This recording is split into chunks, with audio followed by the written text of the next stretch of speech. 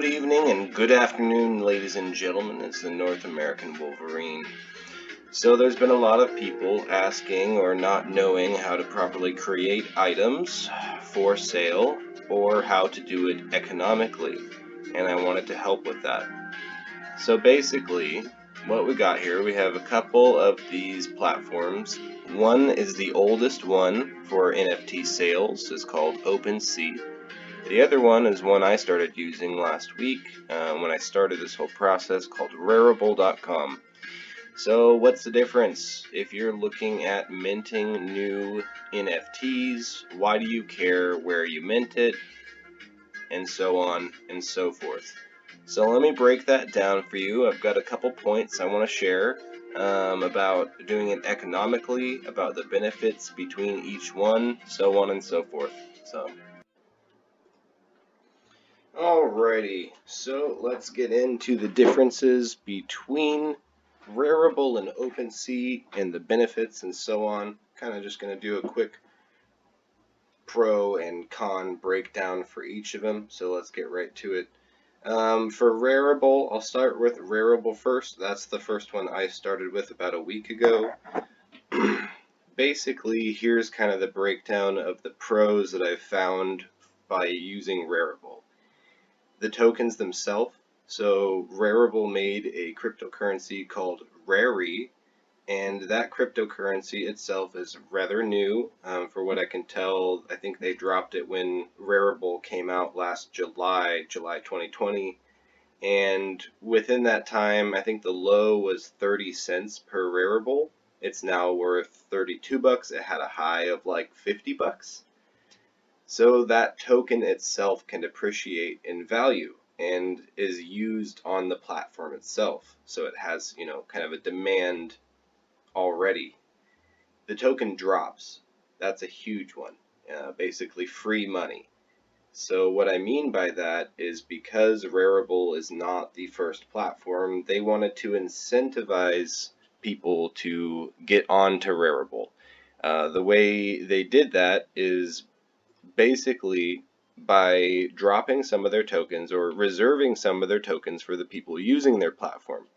So from what I can tell, for the first 4 years of the platform's existence, they will be splitting 75,000 tokens, 50% for the buyers, 50% for the sellers, and to be eligible, you have to make at least one buy or one sale.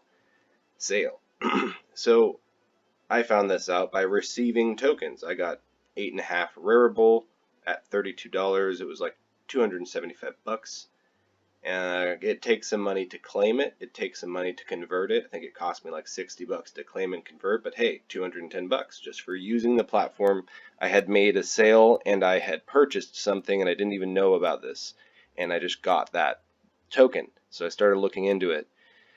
So theoretically, I mean, if you set enough money aside to get a really cheap item once a week and you sold a item once a week, you could be gaining a good amount of Rarible tokens each week for the next 4 years and grow your crypto portfolio just by doing that. And that's one thing that Rarible really stands out for me. It's really important in my book. You can give items to celebrities. I know it sounds funny, but I gave mine to Murat Pak, Elon Musk, bored Elon Musk, Lindsay Lohan, just as a joke. I thought it was funny. It just made my day being able to do that. I felt clever. I'm not clever. A bunch of people did it. Apparently Elon's kind of not pissed, but he made an NFT that he's giving out to people that are giving him shitty NFTs. So be warned. But it is pretty damn funny. The addresses for people's Ethereum are linked right to their Rarible bio, so it's a lot easier to actually do that than OpenSea.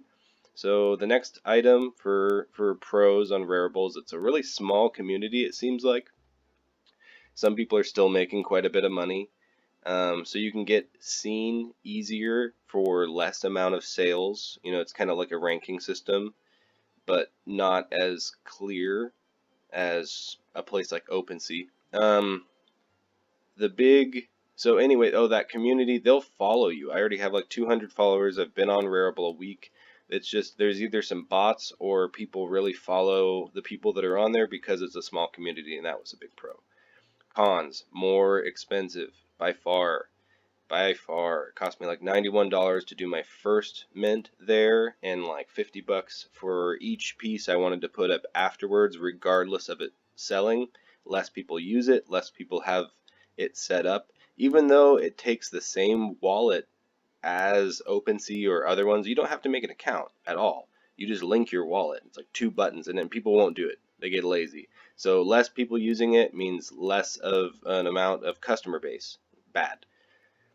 Not as many statistics and metrics that customers like and easy access to. The average price, the owner count, the ranking of your collection versus others, financial trackers like how it's done over the last 30 days, so on, etc.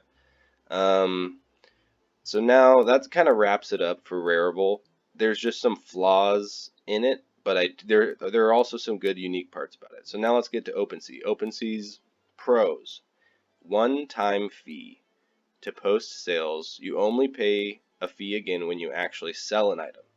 So this is actually legit. I know, people like myself and others who I've put up, or they've put up 40 items for sale. They only pay that one-time $100 fee to basically get the access to post items and NFTs on OpenSea. And you only pay a cut of your sale when you sell it. So that by far is a lot better than having to pay every time you're trying to list something, regardless of if you sell it or not. It's just a superior system. It's really worth it to give it a shot. I'm going to start an art collection for my kid because I can mint unlimited NFTs. Maybe I'll upload all my Christmas cards and shit so I don't feel bad about throwing them away. I can do whatever I want because I can upload as many as possible. Or as many as you want. It's a really good system. It's the first original platform for buying and selling NFTs as far as I can tell. And that's pretty much sums it up. It's the OG. People trust the OG. So that's why partly it's so popular. A lot of people have access to it. Metrics for days. Statistics and metrics that customers like easy access to. So let me go show you some of these metrics themselves. So the ranking system right here, you actually have all that: total average volume, price, owners, assets, everything. You can see your creation or your account's collection value and how much it's changed and gone up and down versus other traders and other collections. It's really interesting. So let's go back to, an art piece that I've actually sold. That's just a wish and a dream right there. One of these guys. So you can see there's 69 of the cards total. I own 52. They're still being sold. There's 16 owners. Here's the price average. I started at 0.3 and then I had to restructure my pricing system to actually have a rollout. But there's actually more things about this chain info, the actual contract address. There's a lot of good information. How they break it down here, I enjoy it. I like it a lot. So that's why, to me, their metric system is just superior by far. There's no unique platform token. Like Rarible has its RARI. There's no OpenSea token that will appreciate in value over time. There's no drops, nothing like that. It's a little harder to navigate. It's still really easy, as you saw. I mean, let's go take a look. Rarible's right here. It's pretty dang easy to navigate. Over here you can create a new item, start the creation process. Here's your notifications.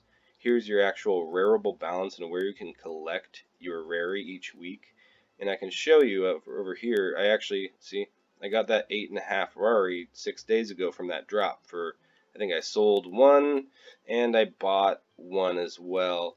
Anyway, now let's pop over to OpenSea. It's just a little different. It's still pretty dang easy. I mean, everything's up there, but I don't know. I would like to see it change a little bit. That's probably just a personal preference thing.